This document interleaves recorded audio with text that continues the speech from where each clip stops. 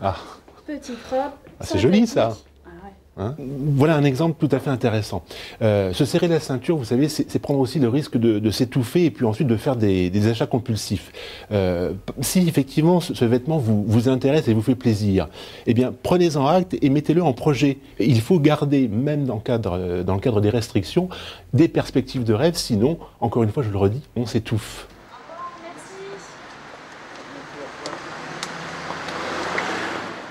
Jean, ça me tend les bras ce gâteau et en même temps j'ai mauvaise conscience. Peut-être un régime pour 2012? Vous croyez que c'est une bonne idée? Non, pas forcément. En quoi ça vous pose un problème d'avoir trop mangé ou d'avoir ce gâteau, ce macaron délicieux à finir? Ce serait quoi votre conseil d'après vous? Si vous écoutez bien votre estomac, vous allez savoir qu'à un moment donné, en mangeant lentement, en buvant, votre estomac, on arrive à satiété. Il n'est même pas nécessaire de se poser la question si je me resserre ou pas, je n'ai plus faim. Prenez simplement ce temps d'écoute par rapport à votre estomac. Vous verrez que cette écoute-là vous permet déjà d'avoir des solutions pour le régime alimentaire. Donc je vais me resservir, là je peux reprendre une bonne bouchée? Bien entendu, regardez, en plus votre sourire rayonnant indique que vous pouvez le faire. Ça me paraît très très bon. Jean, je sors du bar tabac, j'ai acheté un paquet de cigarettes, j'ai très envie de fumer et en même temps, je me suis fixé l'échéance du mois de janvier pour arrêter. Est-ce que c'est une bonne idée? C'est une excellente idée. Je vous enlève le paquet, on le jette et je vous déclare non fumeuse. Vous êtes non fumeuse, enfin vous déclarez non fumeuse. L'important c'est vraiment de vous imprégner de ce statut.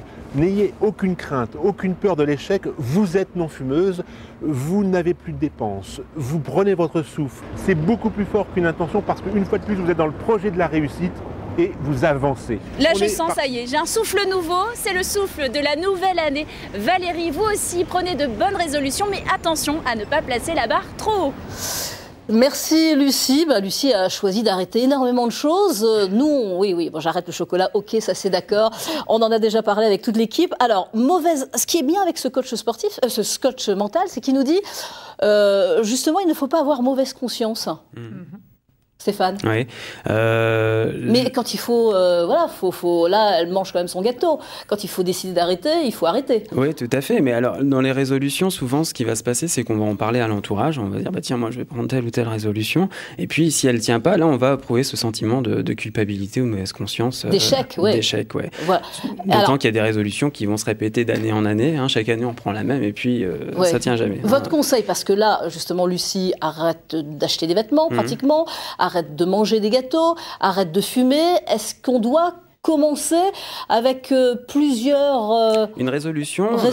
Malheureusement, souvent, c'est quelque chose qui va être lié à un sacrifice. Alors qu'on pourrait très bien se dire, on prend des résolutions pour se faire plaisir. Je crois que la notion de plaisir, c'est la notion la plus importante pour que ça puisse durer dans un temps. Pour se dire, ça va aller mieux, oui, on se sentira mieux. On se sentira mieux, ça va aller mieux. Et c'est pas forcément le regard de la société qui compte le plus pour moi. C'est déjà mon bien-être personnel et mon plaisir. Alors, je voyais des questions et je vois alors un témoignage. C'est un plaisir de retrouver Champagne-Ardenne Matin. Bonne année à toute l'équipe. Donc merci. On n'a pas le prénom, on n'a pas la ville. Ça serait bien de mettre le prénom. Et c'est très sympa. En tous les cas, pour nous aussi, c'est un plaisir de vous retrouver. Vous pouvez nous envoyer toutes vos questions, évidemment, par SMS ce matin. Pour répondre à vos questions, les spécialistes sont là. Alors, Stéphane Dehoul, moi, je voudrais savoir pourquoi on décide vraiment de prendre de bonnes résolutions en début d'année. Et pourquoi pas en milieu d'année et à tout moment.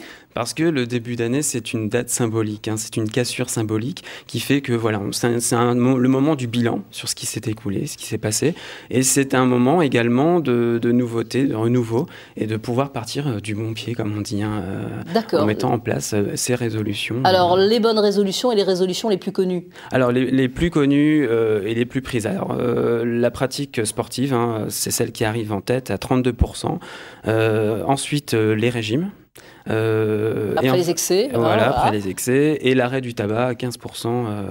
Voilà. Après, il y en a d'autres. Alors, il y a des dates différentes. Il y a le début de l'année. Oui. On en parle là parce qu'on est en début 2012. Mais il y a aussi de bonnes résolutions à partir de septembre. Est-ce qu'elles sont les mêmes? Non, ce ne sont pas les mêmes résolutions puisque septembre, c'est plus lié à la reprise du travail après ces congés. Ce sera plus des résolutions liées à la performance au travail. Voilà, tiens, je vais essayer de modifier des choses dans mon activité professionnelle, par exemple.